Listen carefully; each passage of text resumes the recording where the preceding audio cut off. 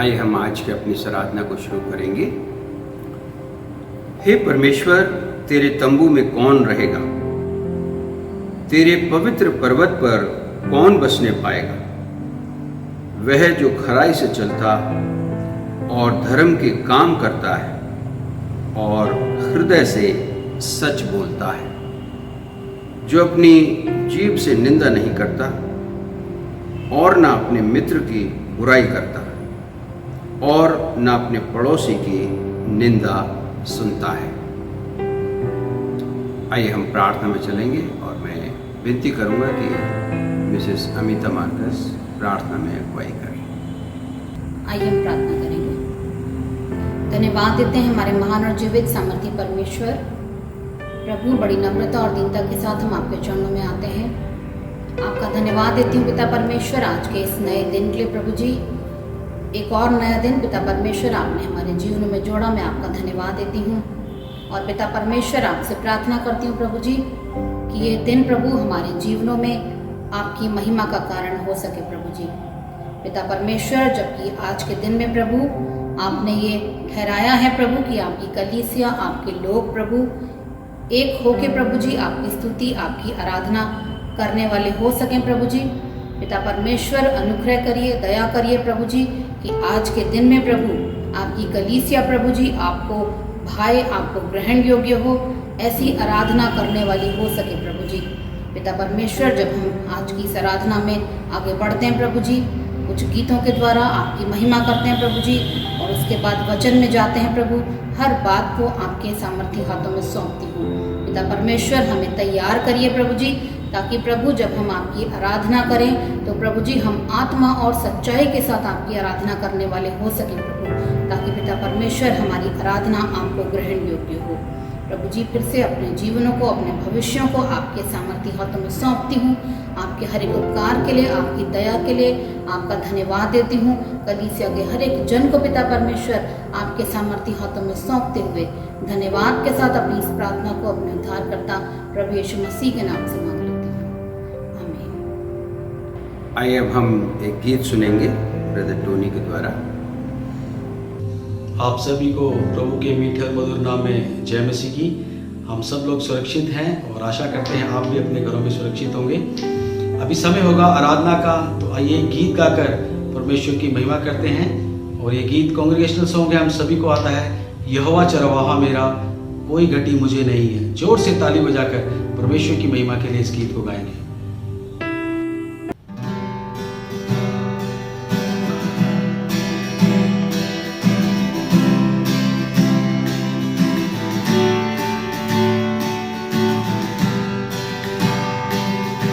यहोवा चरवाहा मेरा, कोई गति मुझे नहीं है। हरी चराइयों में मुझे स्नेह से चराता वो है। यहोवा चरवाहा मेरा, कोई गति मुझे नहीं है। हरी चराइयों में मुझे स्नेह से चराता वो है।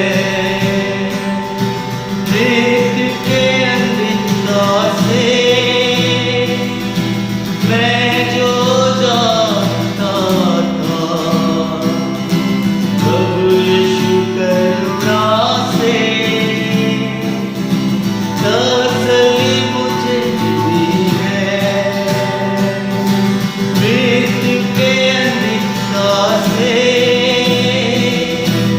मैं जो जाता था, प्रभु यीशु करुणा से तसल्ली मुझे दी है। यहोवा चरवाहा मेरा, कोई गति मुझे नहीं है।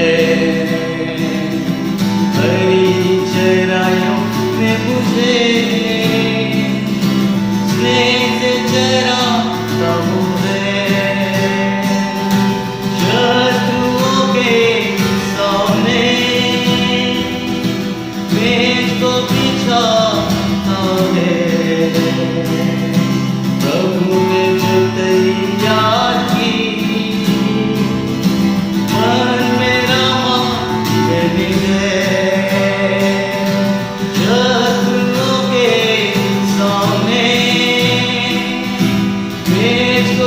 चाहता है। प्रभु ने जो तैयार की, मान मेरा मालिक है। यहोवा चरवाहा मेरा, कोई गति मुझे नहीं है। बड़ी चराइयों में मुझे स्नेह से चराता वो है।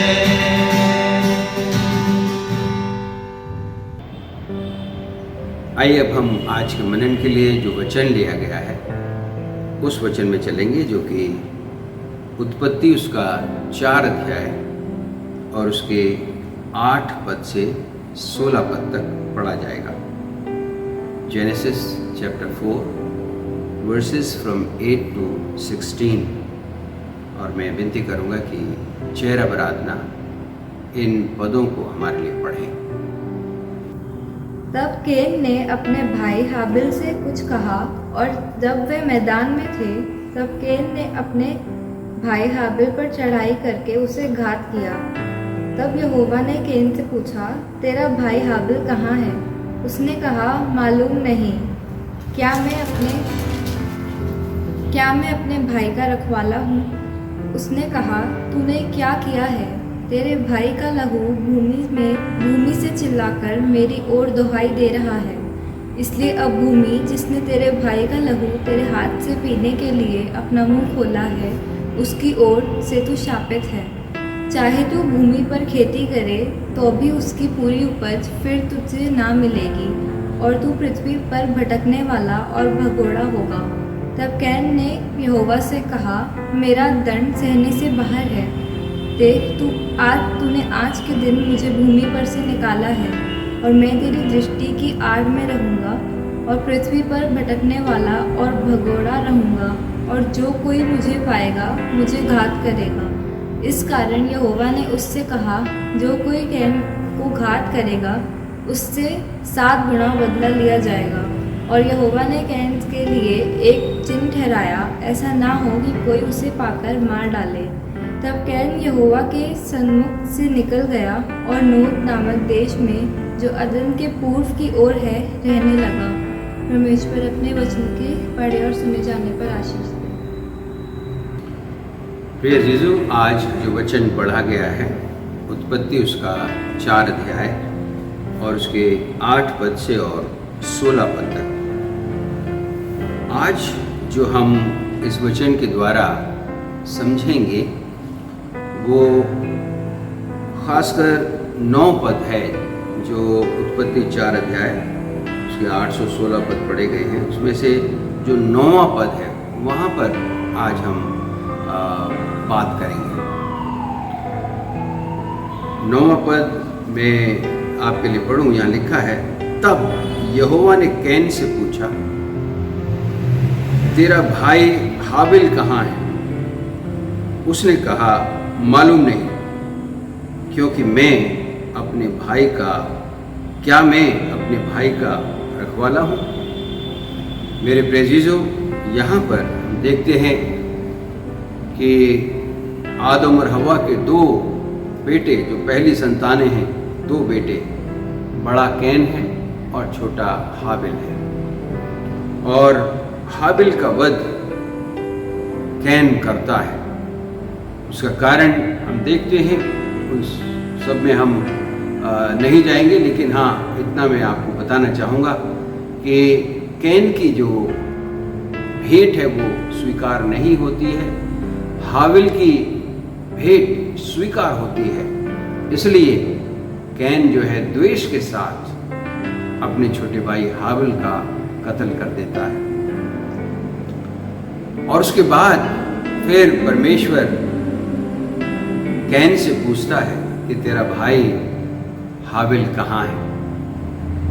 मेरे प्रेजीजो, जो कैन का जवाब है वो बहुत ही चिंताजनक है, बहुत ही थॉट प्रोवोकिंग जवाब है और चिंताजनक है मानव जाति के लिए। जो जवाब है वो मैंने अभी पढ़ा, एम आई माई ब्रदर्स कीपर, क्या मैं अपने भाई का रखवाला हूं? मेरे प्रेजिजो, ये बहुत ही गंभीर विषय है, जहां पर हम एक समाज में, एक सोसाइटी में रहते हैं। वहां पर अगर हम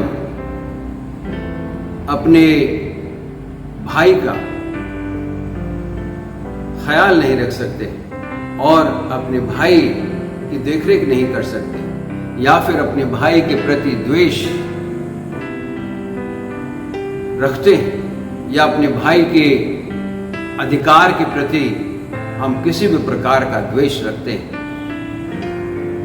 मेरे प्रेजिजो, ये एक अच्छी बात नहीं है। जहां समाज में लोग एक साथ रहते हैं, वहां पर परमेश्वर का वचन हमें बार बार इस बात को सावधान करता है। अगर मैं सोशियोलॉजी के स्टडी के आधार पर अगर मैं इस बात को करूं, तो वहां पर भी हम देखते हैं कि एक जो समाज है, वो समाज में लोग जो वहां रह रहे हैं, वो एक साथ मिलकर के एक दूसरे के लिए, एक दूसरे के साथ मिलकर चलने के लिए समाज बना है। और मेरे प्रेजिजो, यहाँ पर हम देखते हैं 9वें पद में कि जो कैन है, कैन अपने द्वेष के कारण अपने छोटे भाई को मार देता है, और जब परमेश्वर उससे सवाल करता है तो उसका जवाब, वो एक ऐसा जवाब देता है जो कि बहुत ही चिंतित करने वाला है, चिंता में डालने वाला है। मेरे प्रेजिजो, परमेश्वर हमारे आपसी संबंधों के विषय में क्या कहता है? परमेश्वर तो मेरे प्रेजिजो, बाइबल में अगर हम देखें तो परमेश्वर का वचन इंसान को एक दूसरे के साथ प्रेम में बने रहने के लिए उत्साहित करता है। जब पाप के कारण मनुष्य बिखर गया, अलग अलग हो गया, तब परमेश्वर स्वयं प्रभु यीशु मसीह के रूप में अवतरित हुए, इस संसार में आए, और जो गुनाह जिसके द्वारा मनुष्य अब बढ़ चुका था, उस गुनाह के लिए पूरा पूरा चुकता प्रभु यीशु मसीह ने किया, ताकि वो मनुष्य जिसको परमेश्वर ने अपने स्वरूप में और अपनी समानता में बनाया था, उसे इकट्ठा किया जा सके। मेरे प्रेजिजो, परमेश्वर के वचन से आज हम कुछ बातों को देखेंगे। पहली बात तो ये कि we are to love one another, हमें एक दूसरे से प्रेम करना है जब एक समाज में है। और दूसरा, how we can show our love for one another, हम एक दूसरे के प्रति अपने प्रेम को कैसे जाहिर कर सकते हैं। और तीसरी बात जो यहाँ पर मैं आपके साथ रखना चाहूँगा, वो है जो फिलेमोन के लिए पौलुस जो पत्री लिखते हैं, उस वहाँ से मैं कुछ बातें आपसे करना चाहूँगा। तो मेरे प्रेजिजो, आइए हम इन तीनों बातों पर विचार करेंगे। प्रेजिजो, पहली बात जो हम यहाँ देखेंगे वो है कि हम एक दूसरे से प्रेम करें। परमेश्वर ने मनुष्य को इसलिए बनाया है कि हम एक दूसरे के साथ प्रेम में चलें, एक दूसरे के साथ प्रेम करें। इससे संबंधित मैं कुछ बातें परमेश्वर के वचन से आपके सम्मुख रखना चाहता हूँ। अगर मैं पहले प्रभु यीशु मसीह, इस विषय में प्रभु यीशु मसीह का क्या कमांड है या क्या वो आज्ञा देते हैं मनुष्य को, उस बात को मैं आपके सामने रखूंगा, क्योंकि परमेश्वर के वचन से हम देखेंगे कि पौलुस भी प्रेम के विषय में हमें सिखाते हैं, और पीटर, पतरस जो हैं वो भी हमें कुछ इंस्ट्रक्शन देते हैं और यूहन्ना भी हमें प्रेम के संबंध में कुछ बातें बताते हैं। तो बहुत ज़्यादा हम बहुत सारे ऐसी वर्सेस हैं जहाँ पर परमेश्वर का वचन जो है हमें प्रेम के संबंध में, एक दूसरे के प्रेम के संबंध में बताता है, लेकिन हम उन सब पर तो विचार नहीं कर सकते। लेकिन कुछ एक एक पद हम इन चारों ही बातों में हम जो है 4 तरीके से यहाँ पर हम देखेंगे कि प्रभु यीशु मसीह क्या कहते हैं, पौलुस क्या कहते हैं, पतरस क्या कहते हैं और फिर यूहन्ना क्या कहते हैं। सबसे पहले जो प्रभु यीशु मसीह की जो आज्ञा है प्रेम के संबंध में, वो यूहन्ना उसके 13 अध्याय और उसके 34 पद में मैं आपके लिए पढ़ूंगा। वहाँ लिखा है, मैं तुम्हें एक नई आज्ञा देता हूँ कि एक दूसरे से प्रेम रखो। जैसा मैंने तुमसे प्रेम रखा वैसा ही तुम भी एक दूसरे से प्रेम रखो। मेरे प्रिय, यहाँ पर प्रभु यीशु मसीह कहते हैं कि एक नई आज्ञा जो है वो मैं तुम्हें देता हूँ, और वो जो नई आज्ञा है वो ये है कि एक दूसरे से प्रेम रखो जैसा मैंने तुमसे प्रेम रखा है। मेरे प्रियो, एक दूसरे से प्रेम रखना, इसमें और जहां प्रभु यीशु मसीह इसमें ये भी ऐड करते हैं कि जैसा मैंने तुमसे प्रेम रखा। इन दोनों ही बातों में मेरे प्रियो बहुत फर्क हो जाता है, क्योंकि सच्चे प्रेम की परिभाषा या भाई के प्रति या समाज के प्रति जो हमारा प्रेम है, उसके लिए प्रभु यीशु मसीह ने जो उदाहरण दिए हैं, जो एग्जाम्पल दिया है और जो अपने जीवन से स्वयं मानव जाति से प्रेम करके दिखाया है, उससे बढ़कर कोई एग्जाम्पल नहीं है। प्रभु यीशु मसीह ने हर कठिनाई को, हर दुख को, हर कष्ट को अपने ऊपर लिया ताकि उस प्रेम को जो परमेश्वर चाहता है उसको वो प्रकट कर सके। यहाँ पर वो कहते हैं कि मैं तुम्हें एक आज्ञा देता हूँ, नई आज्ञा देता हूँ कि एक दूसरे से प्रेम रखो जैसा मैंने तुमसे प्रेम रखा। मसीह का प्रेम कैसा था? हम दूसरे से जो प्रेम करते हैं मेरे प्रियो, हमारे प्रेम में कई बार वो चीज़ें आ जाती हैं जो बड़े बहुत ही लिमिटेड सा, सिलेक्टेड सा प्रेम हो जाता है। लेकिन जब उसमें प्रभु यीशु मसीह का प्रेम, जैसा प्रभु यीशु मसीह ने हमसे प्यार किया, तो फिर उसकी परिभाषा बदल जाती है। प्रभु यीशु मसीह ने मेरे प्रियो इंसान की खातिर इस संसार में वो मनुष्य रूप लेकर के आया और इंसान के पापों के लिए उसने अपने प्रेम को प्रकट किया, और प्रेम इस रीति से प्रकट किया कि कलवरी के क्रूस पर उस समय की जो सबसे घृणित मृत्यु थी मेरे प्रियो, वो अपने ऊपर ले ली, क्योंकि वो हमसे प्यार करता है। उस प्यार में जो त्याग है मेरे प्रियो, हम कई बार प्यार करते हैं, शब्दों का प्यार करते हैं, उसमें त्याग नहीं होता है।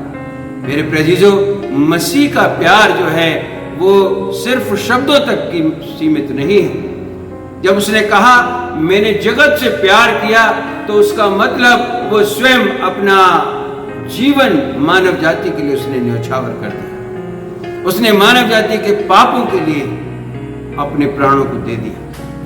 एक बड़ा सैक्रिफाइस प्रभु यीशु मसीह ने मानव जाति के लिए किया मेरे प्रियो। इसीलिए प्रभु यीशु मसीह का जो प्यार है वो अगर हमने नहीं समझा है, तो हमारा जो प्यार है वो मात्र शब्दों का प्यार रह जाएगा। वो प्यार जो है सीमित प्यार रह जाएगा, जो इंसान के अपने स्वार्थ से बंधा हुआ प्रेम है। मेरे प्रियो, यदि हम सचमुच प्यार करना चाहते हैं तो मसीह के द्वारा जो हमें प्रेम दिखाया गया, एक सैक्रिफिशियल प्रेम जो दिखाया गया, वो सैक्रिफिशियल प्रेम हमारे अंदर आने की आवश्यकता है। प्रिय, इसी में दूसरी बात जो मैं पौलुस की तरफ से जो पौलुस की शिक्षा है प्रेम के संबंध में, मैं रोमियो उसका 13 अध्याय और 8 पद आपके सन्मुख पढ़ना चाहूँगा। यहाँ पर इस तरह से लिखा है, आपस के प्रेम को छोड़ और किसी बात में किसी के कर्जदार ना हो, क्योंकि जो दूसरों से प्रेम रखता है उसी ने व्यवस्था पूरी की है। मेरे प्रिय, यहाँ पर गौर से हमें समझने की आवश्यकता है। संत पौलुस जो यहाँ पर रोमियो की कलीसिया को लिखते हैं, क्योंकि जो दूसरे से प्रेम रखता है उसी ने व्यवस्था को पूरा किया है। मेरे प्रिय, दूसरों, ये जो नोट करने वाली बात है वो है जो दूसरों से प्रेम करता है।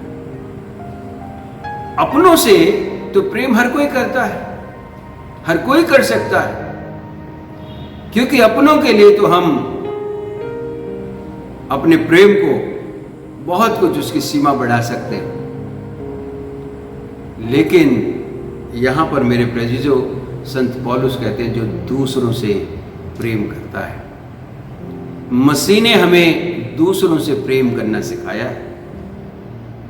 जो गाना है, बहुत ही सुंदर गाना है, उसका जो एक वर्स है वो इस प्रकार से है, अपनों से तो इस दुनिया में सब प्यार करते हैं, गैरों को भी प्यार करना मसीहा सिखाते हैं। मेरे प्रिय, यदि हमारा प्रेम गैरों के लिए नहीं है, दूसरों के लिए नहीं है, या दूसरों के लिए हमारा प्रेम जो है वो शब्द मात्र है, तो मेरे प्रिय, उस प्रेम का कोई मकसद, कोई मतलब नहीं रह जाता है। हमारा प्यार जो हम दूसरों को दिखा सकते हैं, हमारा प्यार जो हम दूसरों पर प्रकट कर सकते हैं, उसकी कीमत है मेरे प्रिय। दूसरी बात जो यहाँ पर हम देखते हैं वो है कि उसी ने व्यवस्था पूरी की है।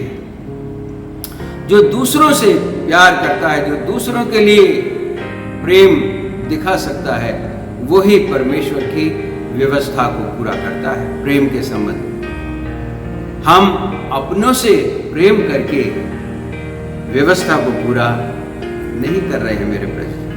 अगर हम दूसरों से प्यार कर रहे हैं, क्योंकि वो जो दूसरों से जो प्यार है वो मैसेज हमारा आगे तक जाता है।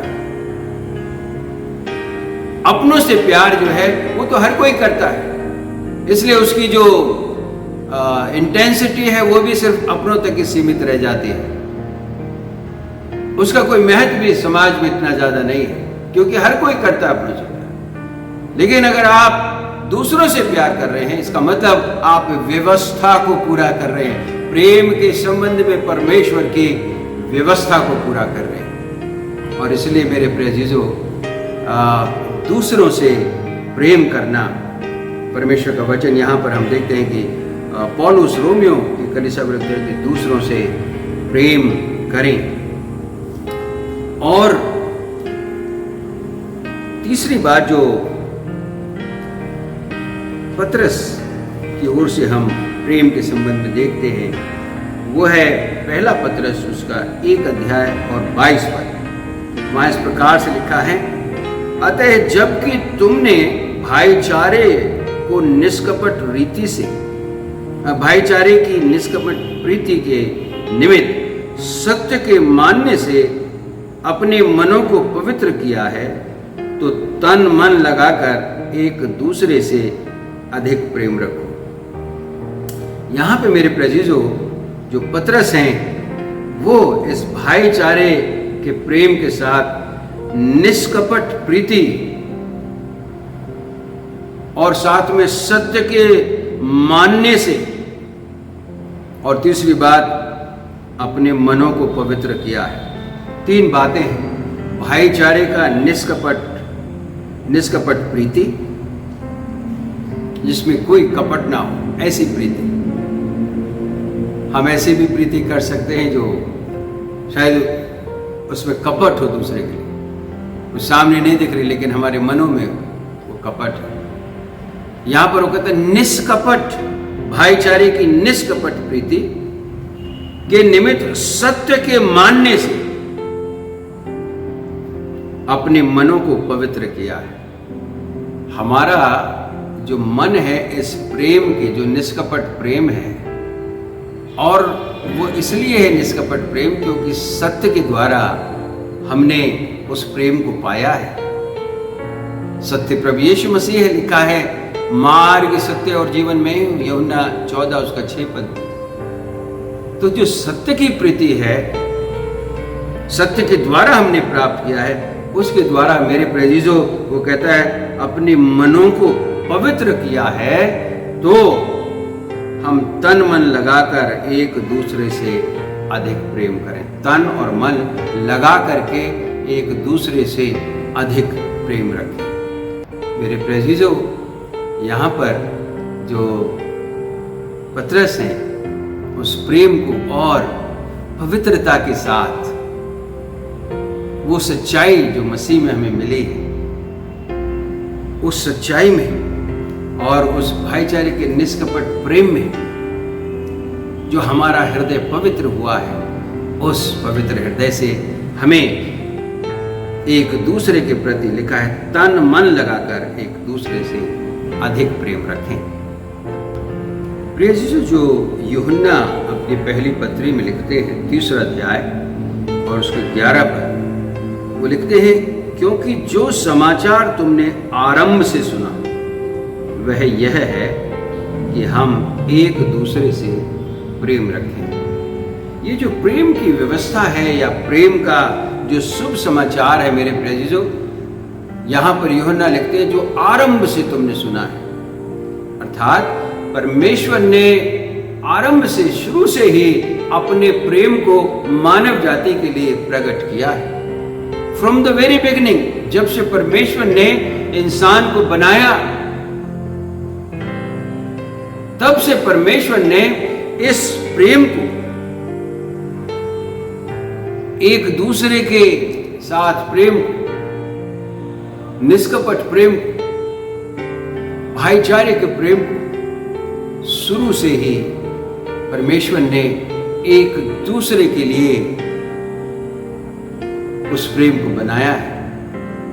मेरे प्रियजनों, इसीलिए जो सबसे पहली बात हमने पढ़ी जेनेसिस उसके 4 अध्याय 9 पद में, जहां पर केन जो बड़ा भाई है छोटे भाई को मार देता है, और जब परमेश्वर पूछता है कि where is your brother, younger brother, where is हाबिल, कहां है हाबिल तुम्हारा छोटा भाई, उसने खुद उसको मारा, लेकिन वो कहता है कि क्या मैं रखवाला हूं अपने भाई का।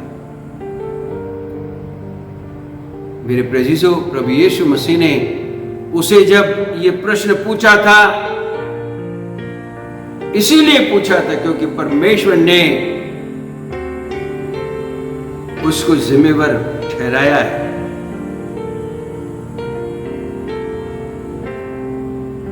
ये उसकी जिम्मेवारी थी कि वो अपने भाई के प्रति जिम्मेवार बने, लेकिन उसने उल्टा परमेश्वर से क्वेश्चन करता है कि क्या मैं रखवाला हूं अपने भाई का।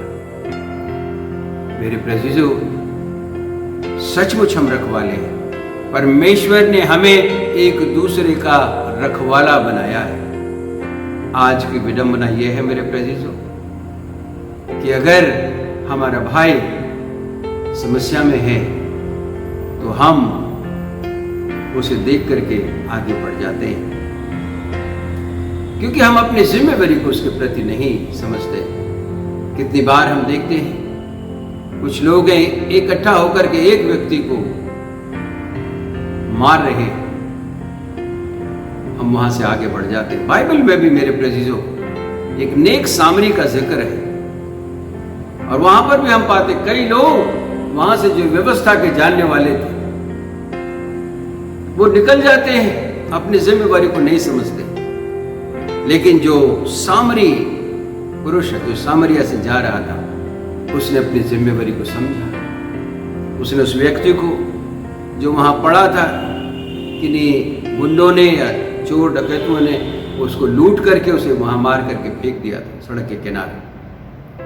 वो उसकी देख रेख करता है। मेरे प्रेजीजो, एक दूसरे के प्रति जो हमारे रिश्ते हैं वो बड़े सेंसिटिव हैं। हमारी जो जिम्मेवारी है एक दूसरे के प्रति वो बहुत ही सेंसिटिव है। इसलिए हमारे शब्द, जब हम एक दूसरे के साथ व्यवहार कर रहे हैं, हमारे शब्दों का चयन परमेश्वर के प्रेम से आना चाहिए।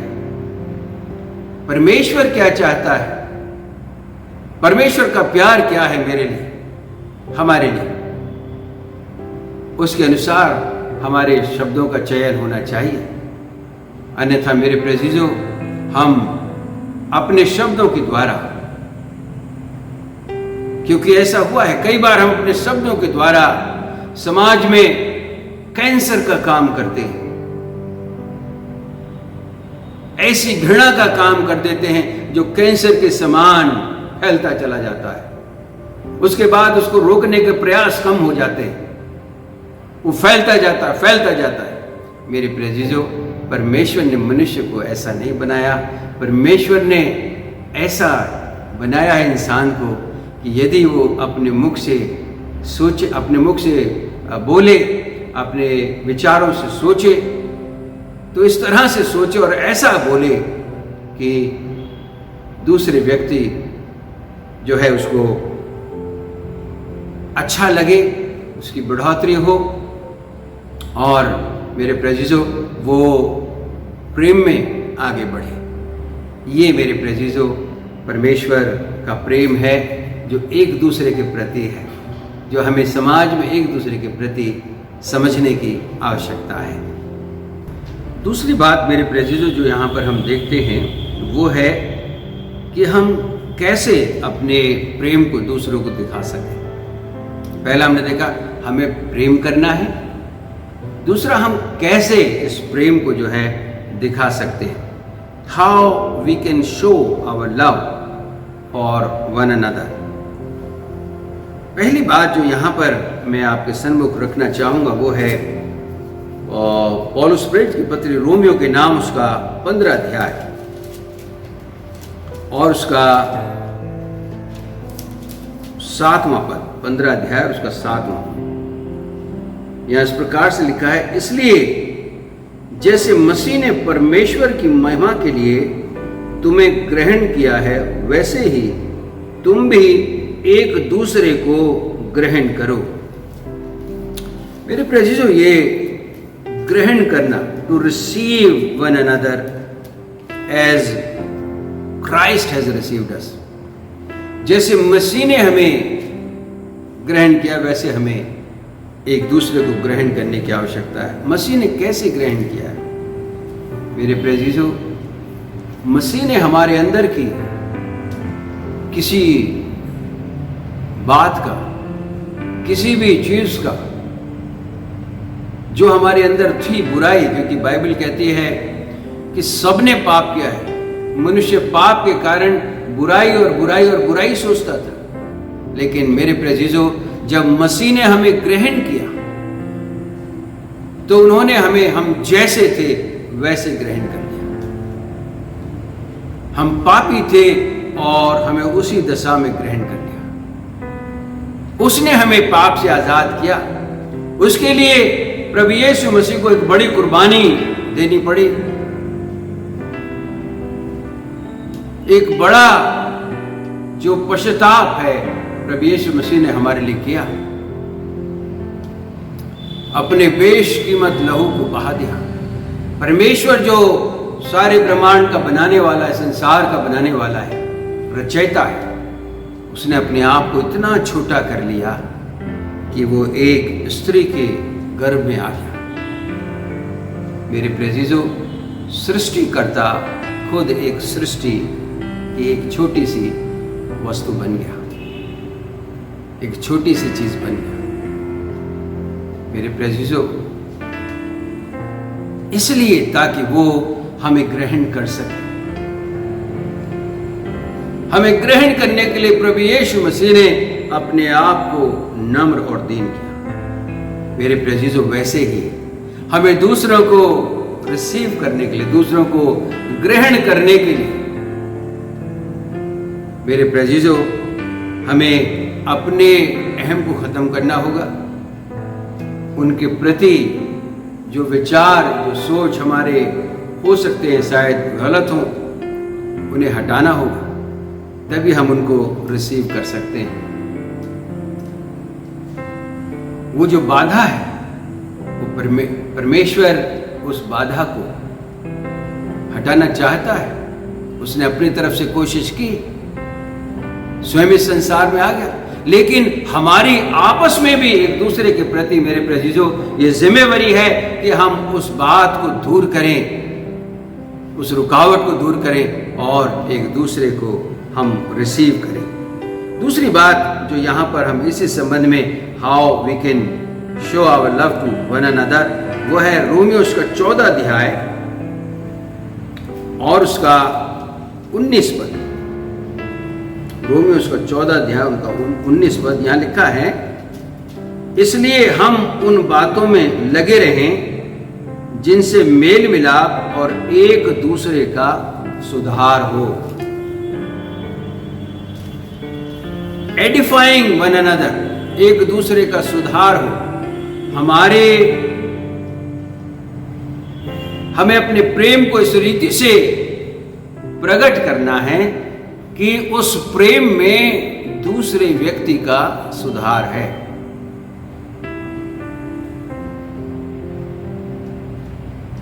Our love is edifying our fellow brother. हमारा जो भाई है उसको बढ़ाने के लिए, उसकी भलाई के लिए, उसको एडिफाई करने के लिए हमारा प्रेम होना चाहिए। हमारे प्रेम से उसकी उन्नति होनी चाहिए। मेरे प्रेजिजो, प्रभु यीशु मसीह ने जब अपना प्रेम दिखाया मानव जाति को, तो उसमें मनुष्य की उन्नति, मनुष्य का सुधार हमें देखने को मिलता है। मेरे प्रेजिजो, हमारा प्रेम इस रीति से होना चाहिए कि हमारे भाई या बहन की उन्नति हो। इसी संबंध में मेरे प्रेजिजो में एक वचन और आपके सम्मुख लाऊंगा, वो है पौलुस प्रेरित की पत्री गलतियों के नाम, गैलेशियंस चैप्टर 5 और उसके 13 और 14 पद। यहाँ इस प्रकार से लिखा है, हे भाइयों, तुम स्वतंत्र होने के लिए बुलाए गए हो, परंतु ऐसा ना हो कि यह स्वतंत्रता शारीरिक कामों के लिए अवसर बने, वरन प्रेम से एक दूसरे के दास बनो। 14वां पद, क्योंकि सारी व्यवस्था इस एक ही बात में पूरी हो जाती है कि तू अपने पड़ोसी से अपने समान प्रेम रख। मेरे प्रेजिजो, 13वें पद में जो उसका बी पार्ट है वहां लिखा है, वरन प्रेम से एक दूसरे के दास बनो। In English it is written, but through love serve one another. प्रेम में हम एक दूसरे की सेवा करें, एक दूसरे के दास बन जाएं। मेरे प्रेजिजो, प्रभु यीशु मसीह अपने उस प्रेम को मानव जाति पर प्रकट करने के लिए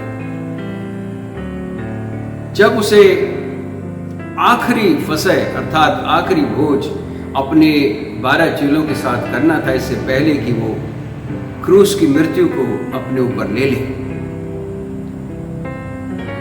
जो यहूदी रीति के अनुसार एक रिवाज था, वो ये था कि जब घर में लोग इकट्ठा हैं, एक साथ वो भोज करने के लिए आए हैं, तो घर का जो अतिथि है, घर का जो सर्वेंट है, वो उन अतिथियों का आदर करता था, उनके पैर धुलाता था, उनके हाथ धुलाता था, और तब वो घर में प्रवेश करने के लिए अतिथिजन आगे आता था।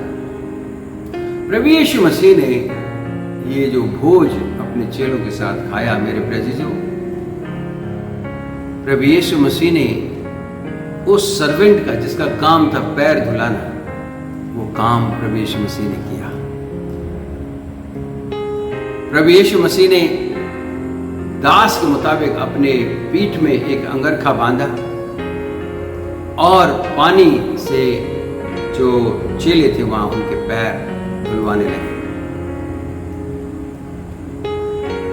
जब कुछ चेलों ने ऑब्जेक्ट किया तो प्रभु यीशु मसीह ने उनको कहा कि मैंने तुम्हें तुम्हारा गुरु होकर के मैंने तुम्हें ये सिखाया है कि तुम एक दूसरे के पैर इसी रीति से धो। इसका मतलब मेरे प्रजी तो ये है कि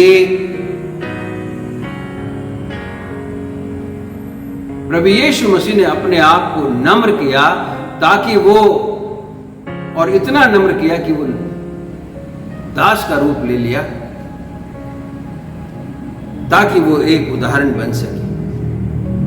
मेरे प्रेजीजो, हम दूसरों की सेवा करने के लिए अपने आप को नम्र करें, दीन करें, ये शिक्षा है मेरे प्रेजीजो।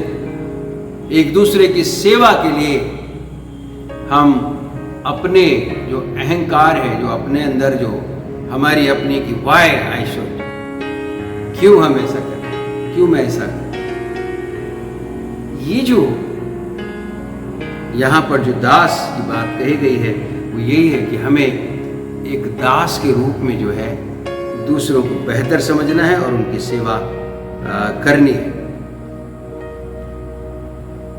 इसी संबंध में एक बात और जो कि इसी गलतियों उसका 6 अध्याय और 2 पद में मिलती है, वहां लिखा है, तुम एक दूसरे का भार उठाओ और इस प्रकार मसीह की व्यवस्था को पूरा करो। मेरे प्रेजीजो, प्रेम में जो प्रेम की व्यवस्था है मसीह की, उसमें ये एक दूसरे का भार उठाएं हम। Bear one another's burden, एक दूसरे का भार उठाएं, दूसरे का भार अपने ऊपर ले लें। मेरे प्रेजीजो, प्रभु यीशु मसीह ने क्रूस पर यही किया। हमारे गुनाहों का जो बोझ था वो उसने अपने ऊपर ले लिया। गुनाह थे हमारे, मगर मसीहा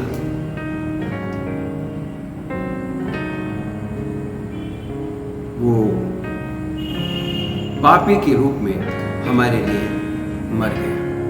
उसने हमारे पाप को अपने ऊपर ले लिया, हमारे बर्डन को अपने ऊपर ले लिया। मेरे प्रेजीजो, परमेश्वर का वचन बताता है कि ऐसा बोझ से दबे हुए लोगों, थके हुए लोगों, मेरे पास आओ, मैं तुम्हें विश्राम दूंगा। प्रभु यीशु मसीह इसीलिए आए संसार में कि वो हमारे बर्डन को अपने ऊपर ले ले। और आज उसने एक बड़ा एग्जाम्पल तमाम मानव जाति के सामने छोड़ा है कि हम एक दूसरे के बर्डन को, एक दूसरे के जो दर्द है, दुख है, एक दूसरे के जो बर्डन से भार हैं, उन्हें अपने ऊपर ले लें और उसको थोड़ा सहायता मिल जाए, हम उसके सहायक बन जाएं, उसके बोझ को हम अपने ऊपर भी शेयर कर लें। मेरे प्रेजीजो, इस तरह से हम परमेश्वर के प्रेम को एक दूसरे के प्रति दिखा सकते हैं। इसके लिए बहुत जरूरी है कि हमारा जो उदाहरण है वो कौन है। अगर मसीह हमारा उदाहरण है, यदि हम मसीह से सीखते हैं, मेरे प्रेजीजो, ये शक्ति मिलेगी हमें, क्योंकि जब तक हम मसीह के प्रेम को नहीं समझेंगे तब तक हम ऐसा प्रेम एक दूसरे के प्रति नहीं दिखा सकते। इसलिए मसीह के प्रेम को समझना जरूरी है।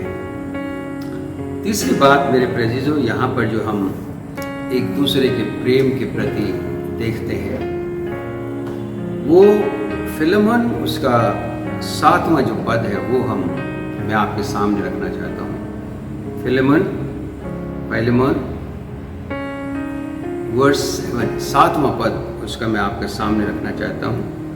लिखा है, क्योंकि हे भाई, मुझे तेरे प्रेम से बहुत आनंद और शांति मिली। संत पौलुस लिख रहे हैं फिलेमोन, कहते हैं, हे भाई, मुझे तेरे प्रेम से बहुत आनंद और शांति मिली है, इसलिए कि तेरे द्वारा पवित्र लोगों के मन हरे भरे हो गए हैं। संत पौलुस जो है वो फिलेमोन से बहुत प्यार करते थे और फिलेमोन को अच्छी शिक्षा दे करके परमेश्वर की महिमा के लिए पौलुस ने तैयार किया। पौलुस ने नोट किया अपने इस शिष्य के जीवन को और वो लिखते हैं, मुझे तेरे प्रेम से बहुत आनंद और शांति मिली। मेरे प्रिय जो संत पौलुस को जो प्रेम मिला है फिलेमोन के द्वारा, वो कह रहे हैं उससे मुझे आनंद और शांति मिली है। हमारा प्यार दूसरों के प्रति आनंद और शांति देने वाला हो। हमारे प्रेम के अंदर जो इंग्रेडिएंट्स जो होने चाहिए, जो बातें सम्मिलित होनी चाहिए, वो आनंद और शांति को पैदा करें। और मेरे प्रियजनों, जब आनंद और शांति इन दोनों ही शब्दों को अगर हम समझें, विचार करें, तो हमारा प्यार जो है वो अगर उसके प्रति, उस व्यक्ति के प्रति जिसको प्रति हम अपने प्रेम को दिखा रहे हैं, अगर हम उसके अंदर अपने प्रेम के द्वारा आनंद और शांति भरना चाहते हैं, देना चाहते हैं, तो मेरे प्रियजनों अवश्य है कि उसके जज्बातों को भी समझना चाहिए, उसके अपने अधिकारों को भी समझना चाहिए, उसके प्रति जो हम प्रेम दिखा रहे हैं और हम ये चाहते हैं कि उसको आनंद और शांति मिले हमारे प्रेम के द्वारा, तो अवश्य है कि हम उसके फीलिंग्स का भी आदर करें। आगे लिखा, इसलिए कि तेरे द्वारा पवित्र लोगों के मन हरे भरे हो गए। इंग्लिश में ऐसा लिखा, for I have derived much joy and comfort from your love, my brother, because the hearts of the saints have been refreshed through you. Hearts of the saints have been refreshed through you. हरे भरे हो गए, refresh कर दिया आपके प्यार ने, आपके प्रेम के द्वारा जो शांति मिली, आपके प्रेम के द्वारा जो आनंद मिला। मेरे प्रियजनों, ये जो प्रेम है जो हमें रिफ्रेश करता है, जिसके द्वारा हमें आनंद और शांति मिलती है, ये वो प्रेम है जो मसीह के द्वारा हम तक पहुंचा है। क्योंकि उसने मेरे प्रियजनों हमारे अंदर की कमी को नहीं देखा, उसने वो प्रेम हमसे किया और हमारे लिए क्या अच्छा था, हमारे लिए क्या भला था। कौन सी बात थी जो हमारे मनों को हरा भरा कर सकती है? कौन सी बात है जो हमें आनंदित कर सकती है? कौन सी बात है जो हमारे अंदर शांति पैदा कर सकती है? उसने अपने प्रेम के अंदर वो सब बातें भर करके अपने प्रेम को हमें दिया, ताकि मेरे प्रियजनों मनुष्यों का सूखा मन जो पाप के कारण निर्दयी हो गया था, मनुष्य का मन जो बगैर उत्साह, उल्लास, आनंद, प्रेम, शांति, धीरज, जब ये चीजें निकल चुकी थी पाप के कारण मेरे प्रियजनों, तब परमेश्वर ने अपने पुत्र प्रभु यीशु मसीह के द्वारा इन आत्मिक फलों को हमारे अंदर दे दिया, ताकि हमारा आनंद और हमारी शांति बनी रहे। और यहां पर वो कहते हैं कि फिलेमोन ने जो है उसने जो अपने प्रेम को जाहिर किया है, उसे जो पवित्र लोग हैं उनके मन हरे भरे हो गए। परमेश्वर के पवित्र लोगों के मन हरे भरे हो गए। मेरे प्रेसिसो, हमारा प्रेम जो हम एक दूसरे के प्रति दिखाते हैं, ऐसा क्या वो शांति और आनंद को पैदा करता है वो प्रेम? मेरे प्रेसिसो, प्रेम जो है वो कई प्रकार से, कई शब्दों में, ग्रीक में उसका बयान किया गया है। हमारा परमेश्वर के प्रति प्रेम, हमारा भाईचारे में एक दूसरे के प्रति प्रेम, हमारा पति पत्नी का जो प्रेम है, बच्चों के साथ जो हमारा प्रेम है, इस तरह से व्याख्यात किया गया है प्रेम। मेरे प्रेसिसो, इन सभी प्रेम में, सभी दायरों में हमारा प्रेम जो है वो आनंद और शांति देने वाला हो, तब हम परमेश्वर के प्रेम को सचमुच अपने समाज में, अपने लोगों के बीच में दिखा सकते हैं। मेरे प्रेसिसो, आइए हम एक दूसरे से प्रेम करें, और ऐसा प्रेम नहीं जिसमें हमें हमारी अपनी स्वयं की कुछ इच्छाएं, ऐसा प्रेम हम रखें जिसके द्वारा हम दूसरों के हितों का ख्याल रखें, एक दूसरे के हितों का ख्याल रखें। जब हम एक दूसरे के प्रति जिम्मेवार हो जाएंगे, उनके हितों का ख्याल रखेंगे, अपने आप ही वो प्रेम भी आ जाएगा। और इसके लिए मेरे प्रेसिसो, मसीह के अधीन होना आवश्यक है, क्योंकि मसीह का आत्मा ही हमें ये तौफीक बख्शता है। परमेश्वर के वचनों के द्वारा आप सबको आशीष दे। आइए अब हम एक गीत सुनेंगे ब्रदर टोनी के द्वारा। धन्यवाद इस सुंदर वचन के लिए जो प्रभु के दास के द्वारा दिया गया। अभी समय होगा एक और गीत गाने का, तो आइए मिलकर ताली बजाकर परमेश्वर की महिमा के लिए इस गीत को गाएंगे।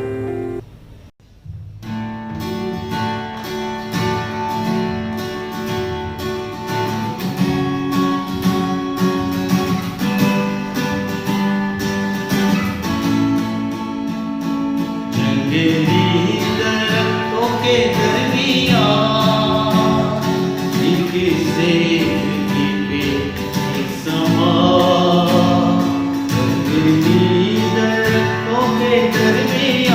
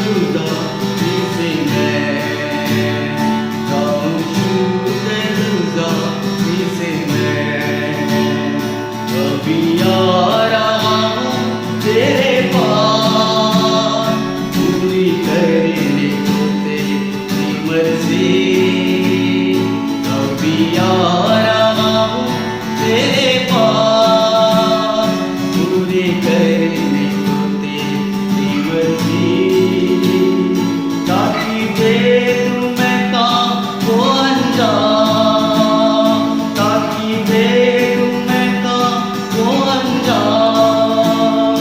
कौन तेरे दीदार आएगा, कौन तेरे दीदार आएगा। हम करूं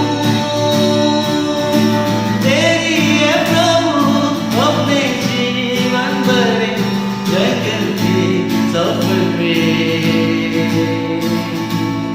Down through the desert, listen and hallelujah. Down through the desert, listen and hallelujah. Down through the desert, listen and आइए हम प्रार्थना करें। हमारे जीवित और महान परमेश्वर, अनुग्रहकारी दयालु पिता, रहम और तरस से भरे हुए परमेश्वर, मैं धन्यवाद देता हूं पिता आपकी सभी उत्तम आशीषों के लिए। शुक्रगुजार हूं प्रभु आपकी दया के लिए। धन्यवाद देता हूं पिता परमेश्वर कि आपने अपने प्रेम में आज तक हमें संभाला है। हम जीवित हैं तो इसलिए क्योंकि प्रभु आपकी दया हमारे जीवनों पर अमर रही है। धन्यवाद पिता परमेश्वर। मैं धन्यवाद देता हूं पिता, आपने हमारे देश को एक बार फिर से इस बात का एहसास कराया है कि हम अपनी उस स्वतंत्रता को स्मरण करें जिसमें हम ब्रिटिश गवर्नमेंट की गुलामी से आजाद हुए थे। पिता परमेश्वर, हिंदुस्तानियों को यह एहसास कराया पिता, जिसमें हर एक जन एक व्यवस्था जो ब्रिटिश गवर्नमेंट की थी उससे आजाद होने की व्यवस्था। पिता परमेश्वर, आपने हमें एक दूसरी व्यवस्था जो पाप की व्यवस्था है उससे भी आजाद होने के लिए प्रेरित किया है। और वो प्रभु हर स्वतंत्रता से बड़ी स्वतंत्रता है, क्योंकि जब तक हम अपने आप में जो हमारी बेड़ियां हैं, जो हमारे बंधन हैं, उनसे आजाद नहीं होंगे जो पाप के कारण आए हैं, हम दूसरी स्वतंत्रता को भी एंजॉय नहीं कर सकते। लिहाजा प्रभु, एक दूसरे के प्रति हमारा प्रेम, एक दूसरे के प्रति हमारी सोच, एक दूसरे को अपने से बेहतर समझना, एक दूसरे के लिए वो प्लेटफॉर्म तैयार करना जिसमें हर एक जन अपने आप को स्वतंत्र समझे, सुरक्षित समझे। ये पिता परमेश्वर, समाज की जिम्मेवारी आपने इस संसार में आकर के इस बात को प्रकट किया। इसको पूरा करने के लिए हमें अपने जीवन में कई बार अपने आप को नम्र और दीन करने की आवश्यकता है, ताकि ये आपसी प्रेम, भाईचारे का प्रेम, एक दूसरे के प्रति हमारे कर्तव्य, ये सब बने रहे। पिता परमेश्वर, ऐसा प्रेम, हमारे ऐसी बातें जिसके द्वारा हर एक जन जब हमारे संपर्क में आए तो इस बात को महसूस करे कि हाँ, इस भाई के से मिलने के द्वारा, इस बहन से मिलने के द्वारा मैंने उस परमेश्वर के प्रेम को प्राप्त किया है और अपने लिए मैंने एक कंसर्न को देखा है। ऐसा प्रभु जी प्रेम हम सब के अंदर, उसके लिए पिता, जो सबसे अव्वल प्रेम हमने देखा है प्रभु यीशु मसीह का, जिसने अपने आप को नम्र और दीन कर दिया ताकि इस निष्कपट प्रेम को तमाम मानव जाति पर प्रकट कर सके। अपने देश के लिए आशीष मांगता हूँ। जो लोग हमारे देश का संचालन कर रहे हैं, ज्ञान बुद्धि समझ दें पिता, ताकि सभी लोगों का बहुत ही अच्छी रीति से मार्गदर्शन कर सके। जो चुनौतियां हैं पिता देश के सामने, उन चुनौतियों को सॉल्व करने में प्रभु आप सहायता करें। जो लोग बीमार हैं उन पर दया करें, खासकर जो वायरस का प्रकोप, उससे पिता परमेश्वर हमारे देशवासियों को बचाएं। मेरी प्रार्थना इस समय मिस्टर जोनाथन डेविड के परिवार के लिए, खासकर प्रभु उनकी पत्नी के लिए, मिसेस निर्मला डेविड, जो कि बुजुर्ग हैं, और इस बुजुर्ग की हालत में उन्होंने वो सहायक जो प्रभु आपने दिया था वो अब नहीं रहा। अब आपकी सहायता की जरूरत है प्रभु जी। उन्हें प्रतिदिन संभालें ताकि अपने सहायक से बिछड़ जाने के बाद जो अकेलापन है प्रभु, उसे आप अपनी उपस्थिति से भर दें। पिता परमेश्वर उनके बच्चों को भी अपनी आशीष दें। जीवित परमेश्वर में प्रार्थना करता हूँ कलीसिया के सभी लोगों के लिए, सब पर आपका बड़ा अनुग्रह हो। कलीसिया के सभी लोग, बच्चे बुजुर्ग जवान, सभी स्वस्थ रहें, सुरक्षित रहें और आपकी महिमा अपने जीवनों से करते चले जाएं। और हमारा देश प्रभु आपकी अलौकिक शांति से, आपकी आशीषों से भरा रहे। धन्यवाद के साथ इस प्रार्थना को अपने उद्धार करता प्रभु यीशु मसीह के नाम से मांगते हैं, आमीन। आशीष वचन प्राप्त करें। अब हमारे परमेश्वर पिता का प्रेम, मसीह यीशु का अनुग्रह, पवित्र आत्मा की सहभागिता हम सब के साथ अब से लेकर हमेशा हमेशा तक होती रहे, आमीन।